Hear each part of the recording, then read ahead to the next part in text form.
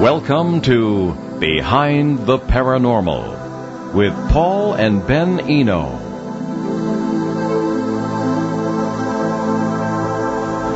How do you know if you are the target of a paranormal parasite?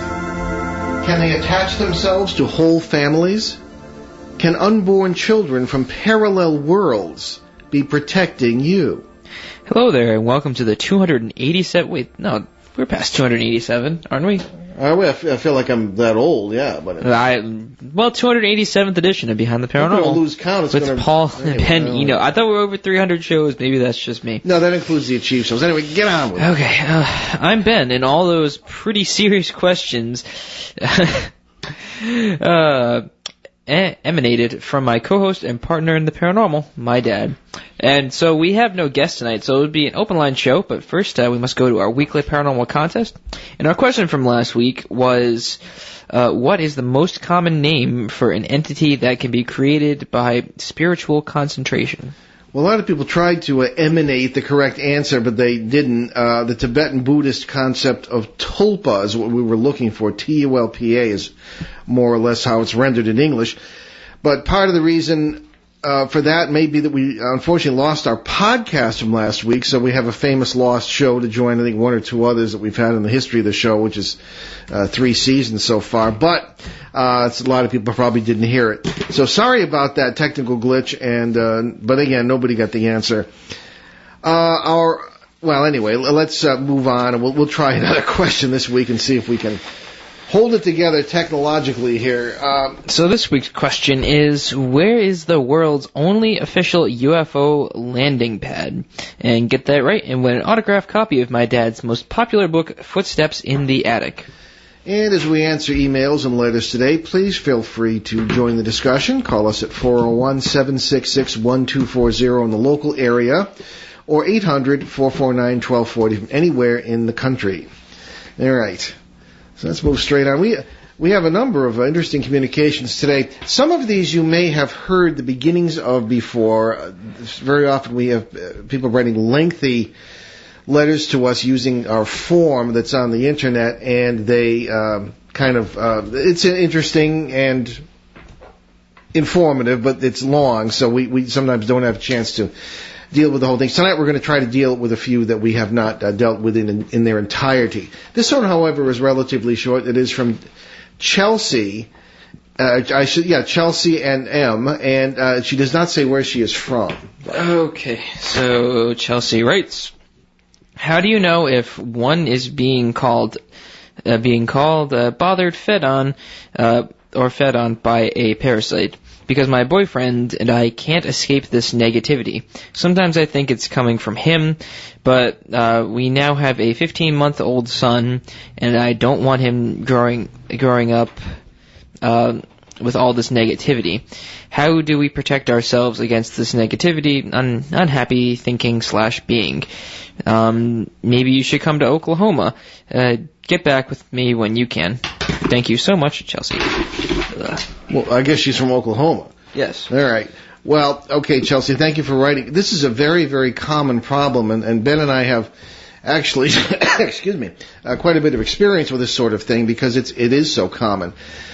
First of all, for those of you who do not listen to the show regularly or don't know what we mean by a parasite, you think of a parasite as being some sort of terrible insect or something in your physical system. Well, there can be there can be physical parasites there can be parasites of a different kind as well, and they are often known in folklore as demons or evil spirits, things that have been named by people who didn't really understand what they really were, or just have come down to us in folklore rather than in some sort of sense of them being part of our daily lives. But they do seem to be, in my 41 years of experience of dealing with the paranormal, life forms from parallel realities as speculated about in quantum physics today. Physics has taken us into some pretty wild areas of how the universe may be organized and created, and this is what we've seen from the two of us see from the trenches now, and that I've seen for many years. And these parasites seem to be critters that feed upon our negative energy. They seem to be interdimensional creatures that can move from one realm to another, as we seem to maybe have trouble doing without a lot of effort. And they create problems. They seem to be very intelligent. They learn very quickly. And many of the ghost stories you hear have to do with these things, because when you see them, we have a few photographs. They look like. Don't worry about it. Just keep going. Okay. They look like bolts of lightning or electromagnetic energy, or I should say plasma type energy, sort of electrified air molecules, but their effect can often be very dire in taking the weaknesses of a person or a family and literally pushing buttons and making them worse. Now, as I say, Ben and I run into this all the time. You have to be very careful, of course, to take your personal responsibility and lay it off on them. People are responsible for their own lives. If they have problems, they have to deal with them. You can't just lay back and say, we come from a society of whiners and people who just don't want to take responsibility very often. Yeah. Want it all done for them. And they want it all done to them, too. They'll say, well, the parasite, the demon made me do it, or this is creating the problems, or I have financial problems, not because I'm lazy, but because this parasite is creating problems. However, there are plenty of situations, such as Chelsea describes, where these things really are creating problems. I'm thinking, Ben, of the case in Providence, Rhode Island, that we dealt with recently and are still kind of that was nuts. Yeah, we haven't heard anything back, so one can assume no news is good news. Well, I also need to follow up too, but we went called in by a landlady and her husband, who owned a number of very nice properties in Providence, Rhode Island, which is a lovely colonial city, much of it. And they were not apartments as such; they were houses, I guess, which had several apartments in each of them. Yeah. But she would say that a particular house that she had us check out was one in which the people would move in who were relatively successful, maybe professional people or at least employed and, sort of going on with their lives. And they liked these very nice properties which were just being fixed up. And their lives would just fall apart. Well, it depended what room they stayed in. That's true. I noticed that. Well, you can talk about the impressions we got, from the downstairs. Well, what she was saying was there was a certain room, and since it was a 3-floor building, well, if you don't count the basement, where there were 3 rooms on top of each other, and if anyone stayed in any of those 3 rooms, their lives would fall apart. Like, for instance, there was a girl who she worked at a bank, and she was about to get promoted. She moved in there. She lost her job, lost all her money, and she couldn't find another job. She ended up moving. They don't know what happened to her. There was another girl who suffered from narcolepsy, and she actually worked out in the spot where we thought the trouble was coming from, and she would have fits of rage because she didn't take her medication or something like that, and she had the cops called on her 3-4 times because she would just get into just go crazy and just flip out on people, to the point where cops had to be involved. This happened on 3 separate occasions, and usually people with narcolepsy, they don't suffer from things like that. That's just my vague knowledge of the disease itself. But it was just weird, just one of those things, I guess.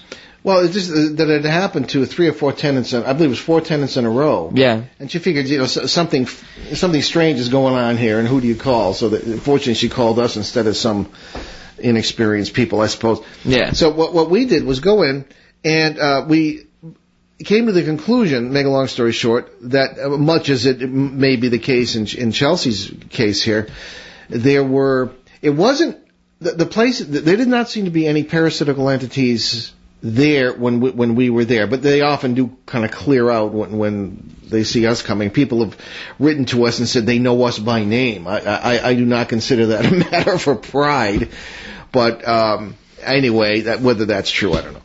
But we went in and we found in the basement what seemed to be the center of the energy. Perhaps, if you want to say, not to be melodramatic, a gateway or a portal or whatever you want to call it. That seemed to be marked by 2 seemingly innocuous things. I guess they're known as is it gargoyles? I think they're gargoyles. Yeah. What would you call them? I mean, you had them around the old house. Yeah, I did. Well, that's another story. They were on the wall in the basement where this woman that Ben mentioned with narcolepsy used to work out. She had her, I guess, equipment down there and everything. And on the wall, which of the brick wall, were the two small. One was a lovely sort of a garden scene carved. It was kind of creepy, though. Three-dimensional. Yeah, it was kind of. And that was a lion face, which is. No. There was the face of a baby on top of the garden one. Oh, that's true. There was. Yeah. Well, anyway, we said, and I tend to like art of that in that form, art of that kind. And what we did was we had the landlady get rid of these things, and we haven't heard anything negative since. But we think that may have been if you want to call it a feeding station for parasitical entities when people were around. They would perhaps come through in this area and feed upon whatever they could find that was negative in the people, and things got worse. People didn't realize that they should defend themselves from these things, and things simply continued to get worse. So they got rid of those, and it seems to be better now. Now that doesn't really answer the lady's question. No, it doesn't. No, but I'm getting to that. Okay, so but the thing is, you have a 15-month-old son. That's something we get very nervous about when you have a child involved, and we have a number of cases we're aware of where there's parasitical activity and a child involved. I don't like that. I think steps need to be taken here, Chelsea. Ben, what would be your advice for Chelsea here? Well, there's not a lot of details. More details would be helpful. More details would be helpful. Problems with the family, stuff like that, which we wouldn't expound on the air.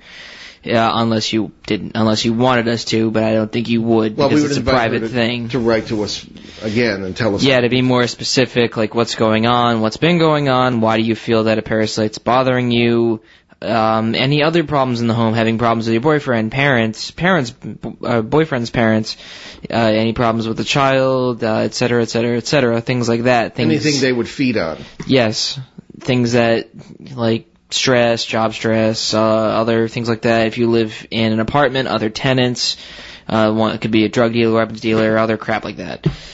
Yeah, there could be people involved in negative activity. I've run into this in multifamily housing very often. We had another case around here too. We were dealing with where the negative energy was coming from another apartment. Yeah, and simply coming into these people's home and picking on the child and doing all this sort of thing. So I'd like more details, but generally the answer to the parasite problem is to take control of the situation yourself with positive energy. I've always called it the Peter Pan theory. Think happy thoughts, so to speak, bring in positive energy to displace the negative energy. It really does work. And what that involves, coming together with those you live with your family. And as we know today, a family can have many different meanings. But the point is, we're all people. You come together, you stand shoulder to shoulder, you build upon your solidarity, you have whatever faith you have, you build it up, and don't underestimate the power of laughter.